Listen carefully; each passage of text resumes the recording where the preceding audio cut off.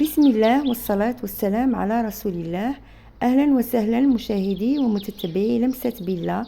إن شاء الله يلقاكم الفيديو نتاع اليوم في أتم الصحة والعافية، وإن شاء الله تاني تكون حوالكم طيبة.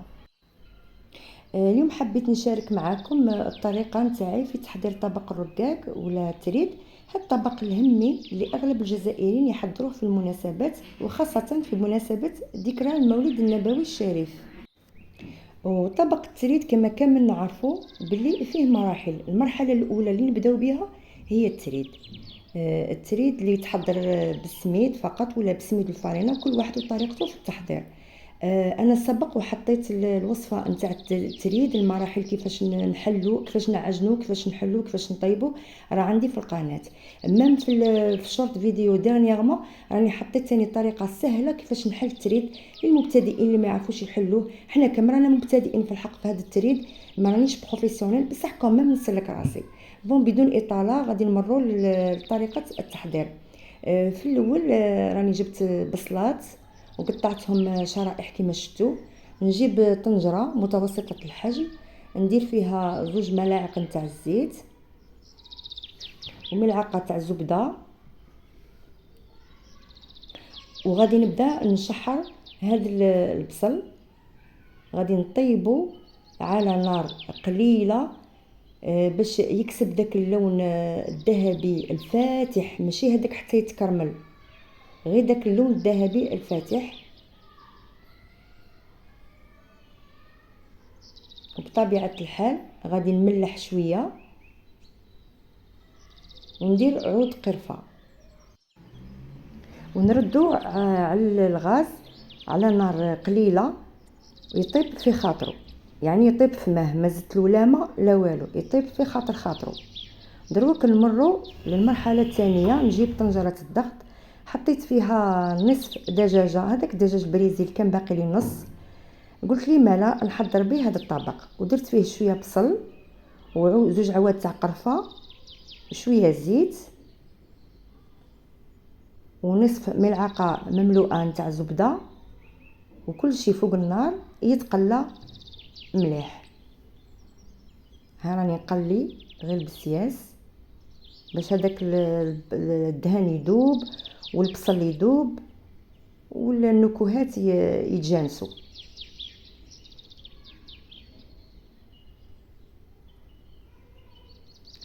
هو داك يتقلى لي مليح. انا هاد المرق نحضرو صفر، يعني درت شويه زعفران،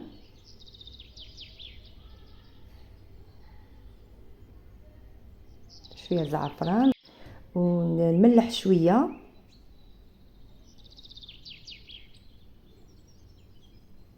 ونمرق بطبيعه الحال. ما غاديش نكثر الماء بيسكو راه عندي هذا نصف دجاج صغير، راكم تعرفوا داك الدجاج تاع البريزيل يجي صغيور، دونك ما غاديش نكثر الماء باش تجيني المرقه عاقده ما تجيش مايهه. يعني طيبته على طريقه المحمر.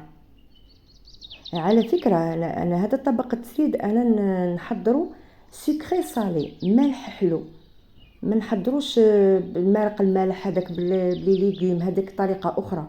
بصح انا هذه الطريقه اللي نعتمدها في طبق التريد، على خاطر افراد العائله نتاعي يبغوه يموتوا عليه بهذه الطريقه. لهذا انا زدت معاه، غادي نزيد معاه الزبيب. راكم تشوفوا البصل كيفاش راه طايب، راه روعه كما تقول امي في كلامها، ربي يحفظها ويشافيها ويعافيها، تقول لك جا كيريوق الحنوشه. شوفوا لي هاد الزبيب كيفاش داير، بغيت نشاركه معكم. جاي غرونا، تلاقيته في السوق وعجبني، ما اتيغي، قلت والله غير نشري منه ونجرب. صراحه جا ما شاء الله. انا ما بخرته ما والو، نقعته في الماء غالي لمده 2 ساعات، وشوفوا كيفاش ولا منتفخ وكبر، جا ما شاء الله.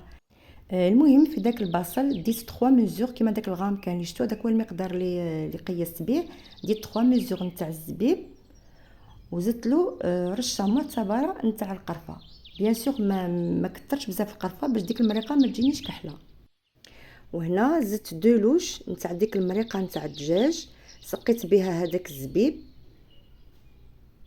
والعسل. ها هو كان عندي مقدار نتاع عسل نتاع الشفاء. درت شويه مام العسل ما كثرتش، على خاطر انا راني مبعده على السكر في هاد الشهوره. راكم عارفين العدو اللدود لجسم الانسان وسبب الامراض هو السكر، وكل واحد وذوقه، واللي يبغي يدير السكر يدير مقدار نتاع السكر على حسب الذوق نتاعو. هذا هو. غادي نرد هذاك الزبيب فوق النار مهيله، نخليه يتشرب داك المرق ويتجانسوا هذوك النكهات نتاع القرفه والزبيب والبصل. ها هو هذا التريد نتاعي المتواضع، وانا كنت ديجا محضراته ليله من قبل، وكي نبغي نستعمله نفورو باش يسخن لي. هنا غادي نمروا لمرحله المونتاج. راني جبت رفده نتاع التريد فيها هكا تقريبا واحد 6 حبات ولا 7، وغادي نقطعهم هكا بشرائط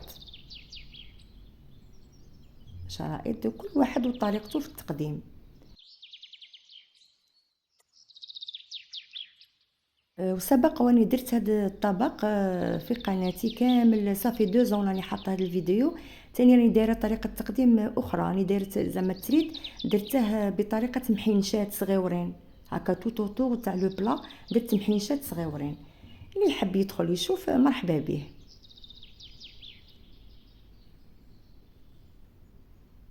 وغادي نزيد رفده ثانيه نقطعها بنفس الطريقه.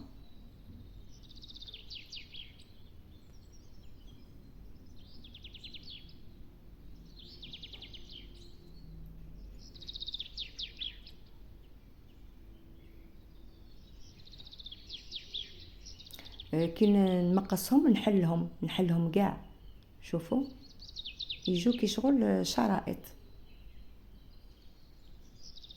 دروك نمروا للمرحله الاخيره، وهي كيفاش نقدموا هذا الطبق. انا قدمته بطريقتي، وكل واحد حر في تقديم الطبق نتاعو. كما راكم تشوفوا انا حطيت هنايا تريد هاودا ناشف. انا ما نسقيهش بزاف، ما نكذبش عليكم، ما نبغيهش مشمخ بزاف، نبغيه كي شغل يقعد ما ناشف ما مشمخ. هذه هي.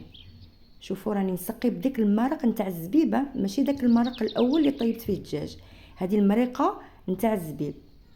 شوفوا كما راكم تشوفوا كي شغل تجي عاقده، تجي معسله، ما يتشمخليش التريد بزاف.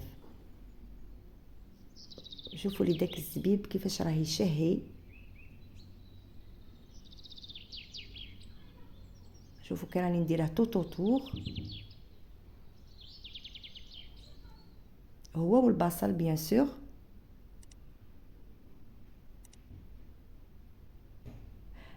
جربوه احبائي، مالح وحلو سالي سكري، على بالي بلي غادي يعجبكم.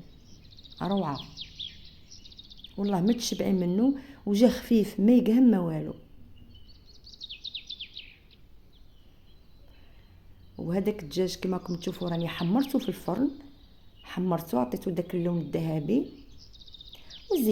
وزينت بحبات بيض سلقتهم وقسمتهم على 2، وكل واحد وطريقه التزيين.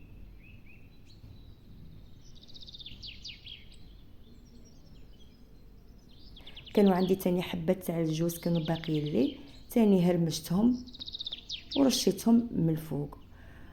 وفي النهايه نتمنى يكون الفيديو عجبكم، وتكون الوصفه نالت رضاكم وكنت خفيفه على قلوبكم. وان شاء الله تجربوا الوصفه وتفرحوا بها العائله ووليداتكم، وتردوا لي بالتعليقات. ومن فضلكم دعواتكم لامي بالشفاء، ان شاء الله ربي يشافيها ويعافيها ويشافي كل مريض يا رب. وخير ما أختم به هذا الفيديو هو الدعاء لكم ولي. اللهم بلغ نبيك وحبيبك منا الآن أفضل الصلاة وأزكى السلام عليه. اللهم اشرح بالصلاة عليه صدورنا، ويسر بها أمورنا، وفرج بها همومنا، واغفر بها ذنوبنا، وثبت بها أقدامنا، وبيض بها وجوهنا، واقضي بها ديوننا، واصلح بها أحوالنا، وتقبل بها توبتنا. اللهم آمين، اللهم آمين. قولوا آمين.